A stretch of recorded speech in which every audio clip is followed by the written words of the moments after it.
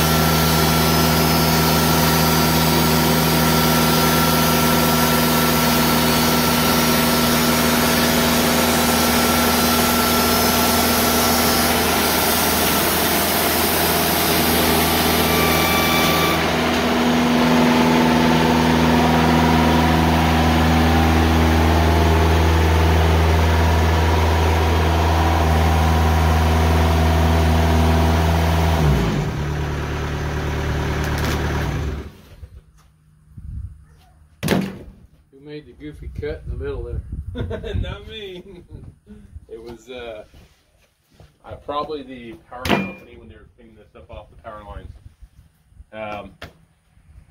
Yeah, the needles on this thing, ooh, they really go right through your skin.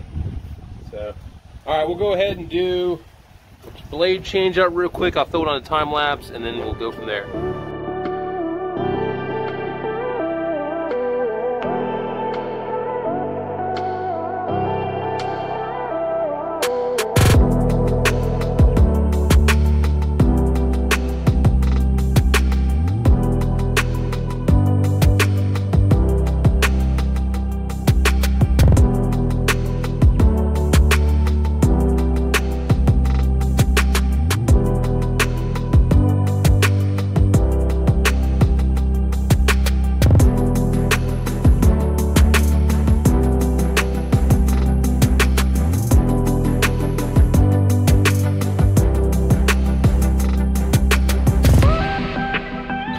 Alright, so the good thing is that my dad's in town, so it really helps to have a helping hand.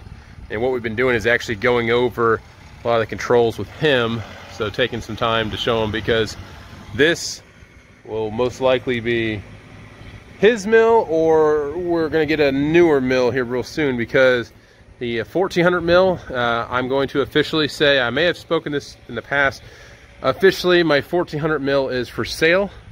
If you are interested in the 1400 mil, please shoot me an email, and we can discuss some numbers and everything.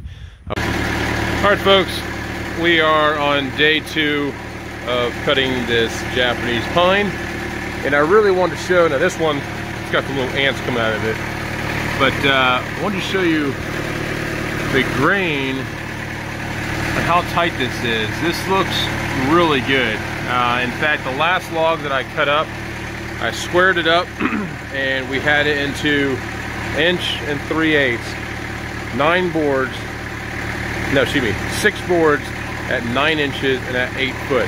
That'd be a gorgeous tabletop piece once put together.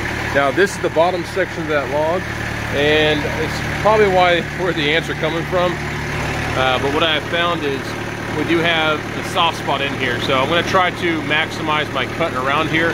I'll probably do, I don't know how far the hole goes, and this right here would actually make a really, really nice mantle. So I might try to, you know, get a mantle piece out of the middle section of this. I'm not sure yet. This is pretty neat stuff though. So, and the sawdust, holy cow, the sawdust is insane. I mean, it's like very large, chunky powder. It's not like really fine like cedar or anything, but it's quite large, and it gets on everything.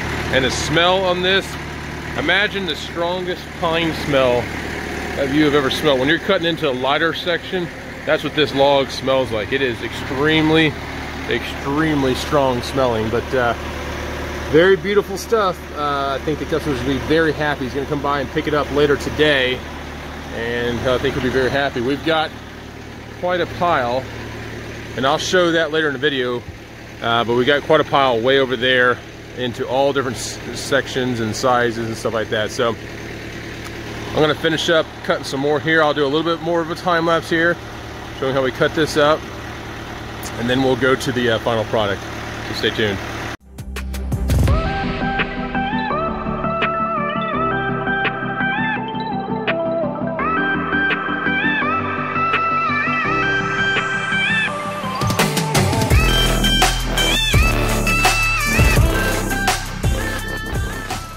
Hey everybody. Okay, we've finished up the last little bit of this cutting. Isn't this amazing? So this is the Japanese pine, and these boards are 10 inches wide, and they are book matched out perfectly. I mean, this is like beautiful, tight grain, matching knots and everything on either side. I think the customer's gonna be very happy with this. Now this last log was the one that had the knot section in there. So if you look at the end grain here, do have a little bit of decay on the one side, but that, maybe put even another piece on the sides, 2 pieces on the sides, that would be a gorgeous table. A little bit of bluing in there as well. And we went ahead and cut the rest of these up, even though they had the knot there. I was gonna go ahead and do a mantle, but we stuck with what we had there and it worked out well. So I think I have one more log to cut up and this will be done. And even so, this could be like a little tabletop and this could be like the matching bench, because we left some with live edge on there. Beautiful boards and everything, really stable. So also, Mr. Robert just showed up. He's over there talking to my dad and everything. And we're both feverishly working towards getting ready for the Loosedale Gingham Tree Festival. That's this Saturday, November 14th, in the Loosedale Fairgrounds. I did a video yesterday morning where I posted, and it was the actual making of the hickory charcuterie boards or serving boards, cutting boards, whatever you want to call it. We made those. So if you're in the area, come on by. We'd love to see you out there. And I may have some of this out there because I'm going to talk to customers, see if I can get a board or so out of this. And I'll have some weird pieces of wood there, and I'll have my cutting boards there. Mr. Robert's going to have rolling pins made from Tennessee's finest black walnut hickory. And then we also have, there's a hawk that just tried to swoop down on my chickens. It almost got it, but chicken got away. And he's also gonna have the spoons there. We've got Osage orange spoons. We've got black walnut, cherry, pecan, oak, mesquite. There's some others. So come on out if you're out there, and we'd love to see you there. And we can talk about wood sharpening, whatever you want to talk about. We'll see you around. Thanks.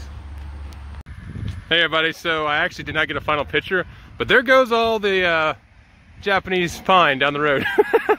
Customer's very happy. We got to talking and one thing led to another. Long story short, we sent him home with a pretty good load of wood.